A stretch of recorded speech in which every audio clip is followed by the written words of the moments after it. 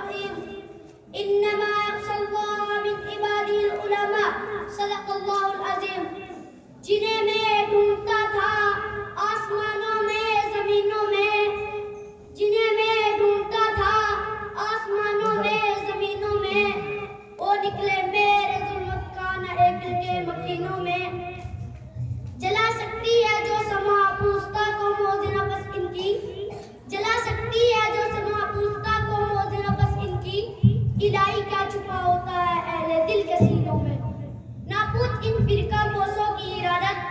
ہو تو دیکھ ان کو یدی پیسہ لے بیٹھے اپنی آستینوں میں قابل صدر تقریب سامعین اکرام اور مہمانان اعزاز آج میں ان یارانے باسپا سیدانے اس کے وفا والدانے بلال اور غصہ کے نبی کے تذکرے کی سعادت حاصل کر رہا ہوں جن کا قلب و جگر نبی احمد سے معمور تھا جن کا دل اس کے نبی سے دستار تھا جن کے چہرے پر اس مستقبل کی کرنی جلوہ گزرتی جنہوں نے اہل جہاں کو اس کے نبی کا درجہ صرف عیسانی کو محبت کا پیغام سنایا جنہوں نے امت کو نبی سے پیار کرنا سکھایا اس کے نبی کا طریقہ بتایا محبت نبی کا راستہ دکھلایا جن کو دنیا علماء دیوبند میں دکھائے لیکن میرے عزیز دوستو میں حیرانیت کہتا سمندر میں کر کو اور سرکردہ پریشان ہوں کہ اس قلیل وقت میں ایسے عظیم الشان موضوع پر کس طرح لفظ شائع کر سکوں جس کا غیروں نے بھی پورے الفاظ میں اعتراض کیا ہو ان کے کن کن گوشے کو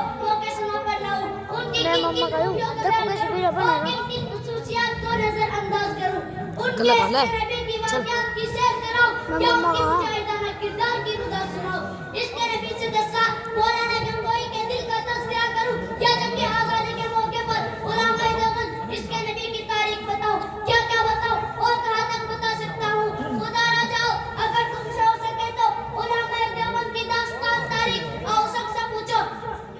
مکہ کی گلیوں اور مدینوں کے ریگستان سے پوچھو بالا کوٹ کی پہاڑیوں اور مالٹا کے قیدخانوں سے پوچھو یہ سب تمہیں علماء دیوبند اس کے نغمے سنائیں گے جنہوں نے اس کے نبی کی خاطر اپنی جان کو افریقہ کے حوالے کر دی حق تو یہ ہے اگر سرزمین دیوبند پر علماء دیوبند کی شکل میں احسان خدا نہ ہوتے تو محبت نبی کا وجود نہ ہوتا اگر علماء دیوبند نہ ہوتے تو نبی سے پیار کرنا نہ آتا نبی کو اپنے سینوں میں گھسانا نہ آتا نبی سے چمٹنا نہ آتا دوستو حضرت مولانا قاسم نانوتوی رحمت اللہ علیہ عرش منوفق ہے انہیں کون نہیں جانتا کہ علماء دیوبند کے سب سے بڑے لیڈر سب سے بڑے قائد اور سب سے بڑے رہنما ہے جب بیت اللہ حج کرنے جاتے ہیں تو مدینے سے 7 میل پہلے اپنا جوتا اتار لیتے ہیں کسی نے کہا حج یہ پتھریلی زمین ہے پیروں میں پتھر لگیں گے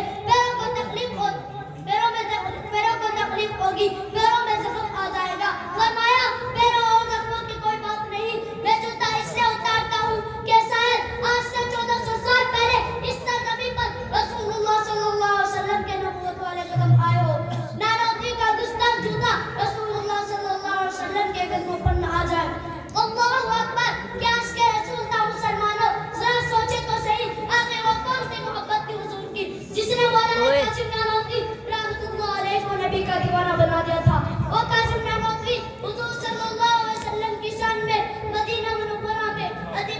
عجیب اثر پہ تھا حضور صلی اللہ علیہ وسلم کے روزے کے باہر کھڑے کسی نے کہا اندر نہیں جاتے فرمایا ابھی اندر جانے کی اجازت نہیں ہے جب اندر گئے تو مسکراتے ہوئے باہر آئے حضرت مولانا قاسم نانوتوی رحمت اللہ علیہ نے روزے کو خطاب کر کے کہا تھا ہزاروں بار تجھ پر اے مدینہ میں فدا ہوتا ہزاروں بار تجھ پر اے مدینہ میں فدا ہوتا